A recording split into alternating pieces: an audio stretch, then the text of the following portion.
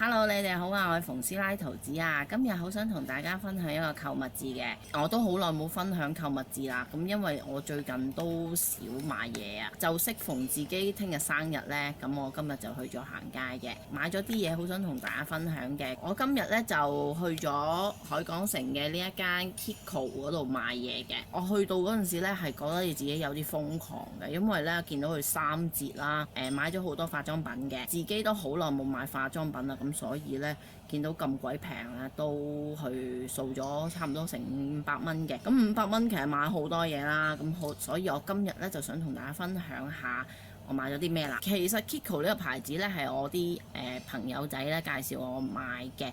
咁佢哋呢就話啊，佢哋啲嘢好鬼平㗎，你一定要去買佢啲唇膏同眼影啦。所以呢，我今次呢都買咗成4支唇膏、1盒眼影咁樣嘅。就慢慢同大家講下我買咗啲咩嘢。首先我就買咗4支唇膏嘅。其實佢啲唇膏就咁試上手呢，已經覺得好靚㗎啦。我今次買嘅唇膏呢，其實見到咁平呢，根本就係亂掃嘅，主要都係揀啲一見鐘情款啦。首先呢，就見到呢2款嘅。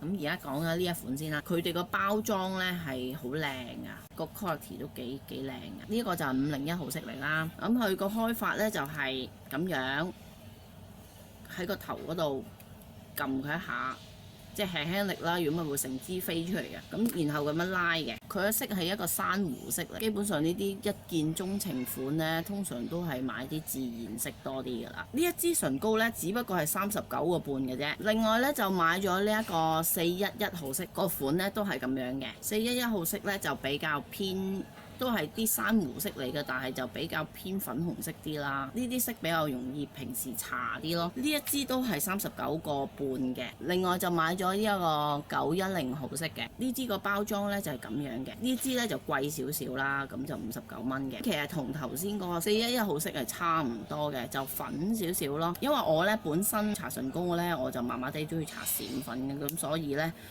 全部都係買啲淨色咯，然後就買咗呢一個101號色嘅。呢一支呢，就係擺喺佢個 counter 中間嗰啲位啦，咁應該呢，就係啲新色嚟嘅。呢一支就貴少少咯，就冇特價嘅99蚊啦。個包裝呢都好靚噶，要開嗰陣時呢，就係撳個頂嗰粒掣啦，咁一撳呢，佢就會彈出嚟噶啦。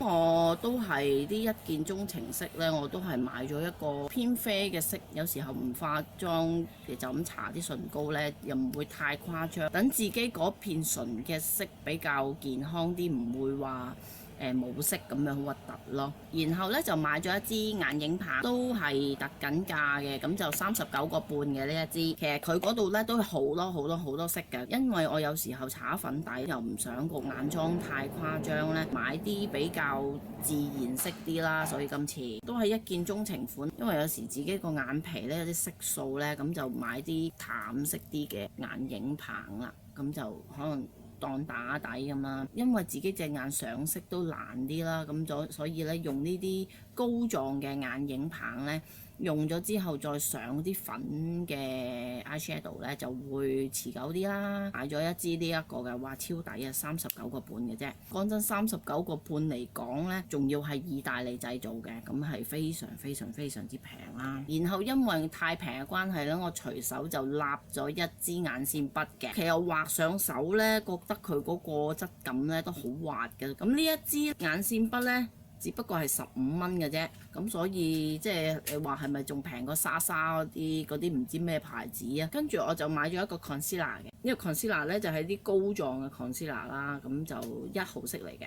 咁呢個 concealer 摸上去咧好滑㗎，好似啲雪糕咁滑嘅。呢一個 concealer 咧只不過係41個半嘅啫，特緊價。我見佢嗰個價錢本來都好成百幾蚊㗎，咁所以咧，見到咁平咁啊，梗係要買啦。最後呢，就係因為我啲朋友呢，就話俾我聽，佢呢個牌子呢啲眼影呢，你呢非買不可嘅。咁我就買咗一盒呢一個嘅，裏邊呢就係咁樣啦，好大盒嘅。呢一個眼影呢，110蚊啦，好大盒㗎，裏邊就有8隻色嘅。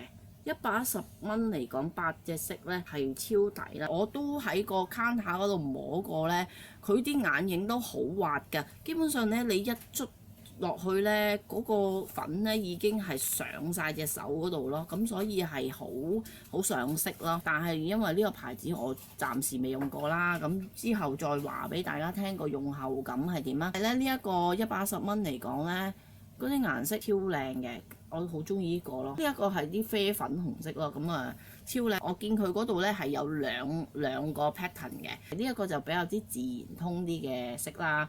咁另外咧就有一個係深色啲嘅，咁我覺得呢一個就好似比較平時用就比較容易啲用啦，咁所以咧就買嚟試下嘅。呢一個係1號嚟嘅，最後買咗本身都冇諗住買嘅，咁但係去到 counter 嗰陣時咧，個收銀員妹妹咧就同我講話，呢一個洗面奶咧好抵喎，咁咧你可以平時咧化妝嗰陣時用啦，或者咧你唔化妝嗰陣時都可以攞嚟用嘅喎。咁呢一支嘢咧就69蚊嘅，咁我見佢咁大支，咁不如買嚟試下啲意大利做啦，唔知好唔好用啊？咁之後再話翻俾大家聽好唔好用啦。以上嘅嘢咧全部加埋都係510幾嘅咋，咁所以好抵咯，買咁多嘢，其實仲抵過買開架品牌咯。